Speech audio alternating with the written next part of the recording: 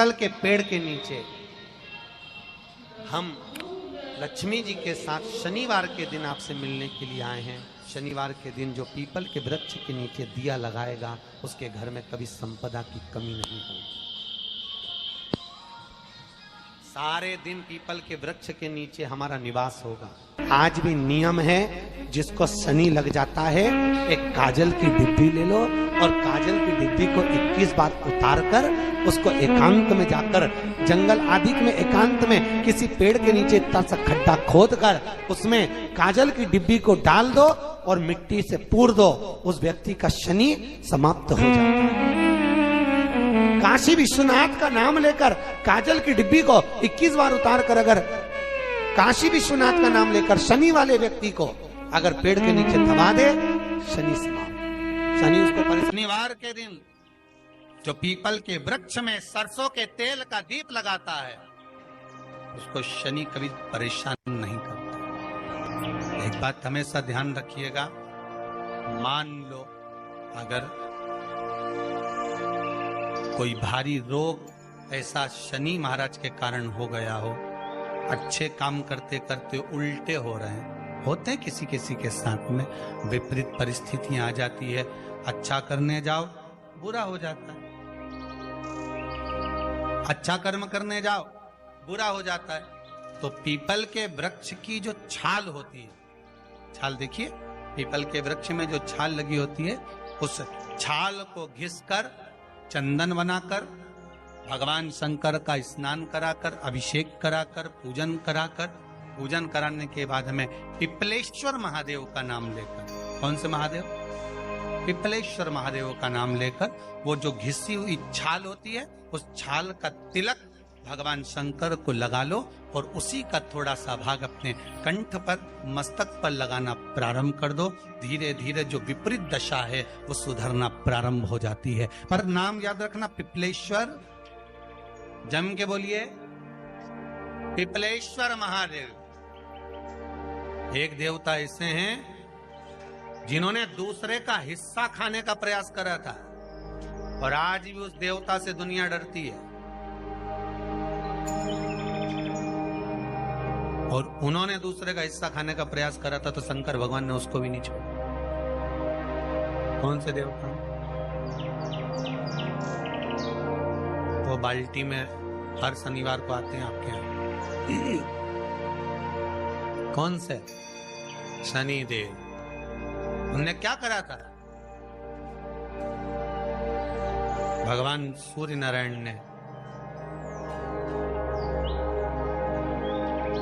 अपने सारे पुत्रों को देखा, सारे पुत्रों,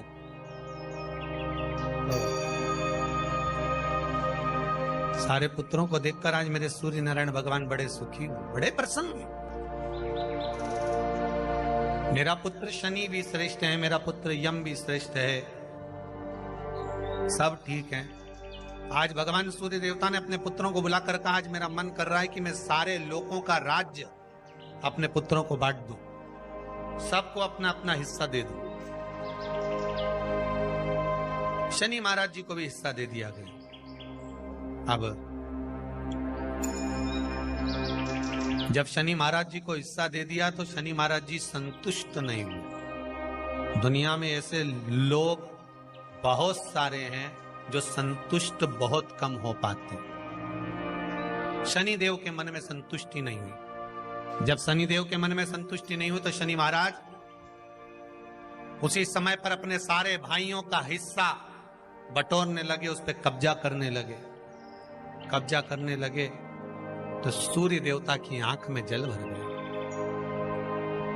कितना तेजवान सूर्य नारायण, कितने तेजवान, कितना तेज भगवान सूर्य के पास में था।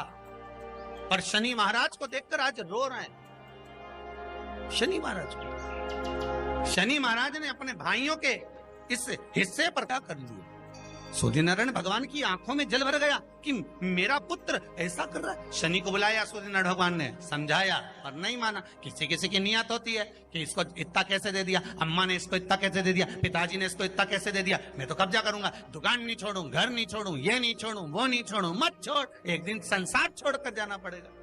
तब कहीं जमीन जायदाद छाती पे बांध के ले जाएगा। नहीं माने तो सूर्य देवता ने अपने गणों को भेज दिया, जाओ जरा शनि महाराज को जरा हटाओ वहां से। शनि महाराज को गुस्सा आया और शनि महाराज ने उन सारे गणों को नष्ट कर दिया।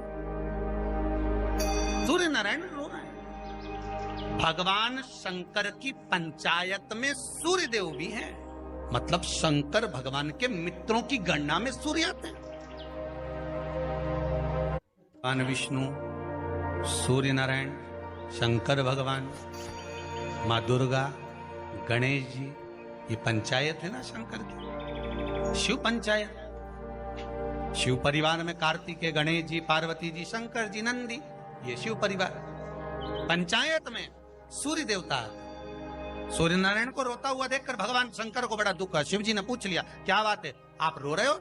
नारायण क्या हो गया? मेरा बेटा मानने को तैयार नहीं है। आप चिंता मत करो, अभी देखता हूं मैं जाकर। और भगवान शंकर ने जाकर तुरंत सूर्य नारायण भगवान के कहने पर शनि देव को जाकर समझाया। इतने में तो शनि देव आग बबूला हो गए। आग बबूला होकर शनि देव ने कहा, ए शिव, आप मुझे जानते नहीं हो? शंकर भगवान ने कहा, क्या जानना है ये बताओ, क्या जानना है ये बताओ। शनिदेव कहते हैं, आप मेरी दृष्टि को नहीं जानते। शंकर भगवान ने कहा, तू भी नहीं जानता कि तेरी दृष्टि खराब कैसे हुई। तेरी दृष्टि को श्राप किसका लगा है तुझे नहीं मालूम क्या? शंकर भगवान ने जब समझाना चालू करा कि देख शनिदेव, तुम तो कह रहे हो, तुम तो बोल रहे हो कि मेरी दृष्टि नहीं जानते। हम जानते हैं आपकी दृष्टि, मना नहीं है, जाना, पर आप नहीं जानते क्या? शिव जी जानते हैं। शिव जी ने कहा, मैं सब जानता हूं। आपका विवाह करा सूर्य देवता ने, आपकी पत्नी घर में आ गई, आप अपनी पत्नी को देखते तक नहीं थे, इसलिए आपकी धर्म पत्नी ने आपको श्राप दिया कि जिस पति ने मुझ पर दृष्टि नहीं डाली, मेरे वो पति की दृष्टि कुदृष्टि हो जाए, जिस पे डालेगा वो बर्बाद हो जाए। शनि महाराज ने कहा, आप मेरी पत्नी की याद मत दिलाओ। शंकर भगवान बोले, ए शनि, फिर समझा रहा हूं, हिस्सा छोड़ेगा कि नहीं छोड़ेगा? शनि बोले, नहीं छोड़ूंगा। शंकर भगवान ने उठाया, पीपल के पेड़ के नीचे ले गए और पीपल के पेड़ के नीचे शनि महाराज को उल्टा लटका दिया। 19 साल तक शनि महाराज को पीपल के पेड़ के नीचे शंकर जी ने लटका के रखा। अब बोल, 19 वर्ष तक शनि महाराज पीपल के वृक्ष में, पीपल की जड़ पर बंधे रहे, बोले ही नहीं, सिर्फ टंगे रहे। अब दूसरे का हिस्सा खाने वाले को जब शनि महाराज जैसे के लटका दिया भोलानाथ ने, तो तुम कहीं लगो रे लाइन में? मेरा विचार तो करो। 19 वर्ष तक शनि महाराज लटके रहे, तब 19 वर्ष नेत्र बंद कर कर शनि महाराज ने शंकर की आराधना करी कि दुनिया में कोई ऐसा नहीं जो मुझे उल्टा लटका दे, केवल एक यही है जिनने मुझे लटकाया है। तो 19 वर्ष तक तप करा तो शंकर जी प्रसन्न हो गए। धर्म को हटाकर पार्वती को लाए, साथ में आशीर्वाद दिया, शनि महाराज को खोला। वर मांगो, तुम्हें क्या चाहिए, मांगो तुम्हें क्या चाहिए। शनि महाराज ने कहा, मांगूंगा कुछ नहीं, आप वर दे दीजिए। शंकर जी ने कहा, मैं तुम्हें दंड अधिकारी बनाता हूं कि आप अच्छे और बुरे का दंड दोगे, आप अधिकारी बनकर बैठोगे, मेरा आशीर्वाद तुम्हारे साथ में। दंड अधिकारी। भगवान शंकर का एक अवतार है पिपलाद अवतार। पिपलाद अवतार, जब दधीचि ऋषि की अस्थियां चली गई, उनकी धर्मपत्नी सुवाच ने देखा मेरे पति को मार दिया गया, मेरे पति की अस्थियां ले गए राक्षसों का संहार करने के लिए, उनकी अस्थियां लेकर चले गए, मेरा पति चले गया।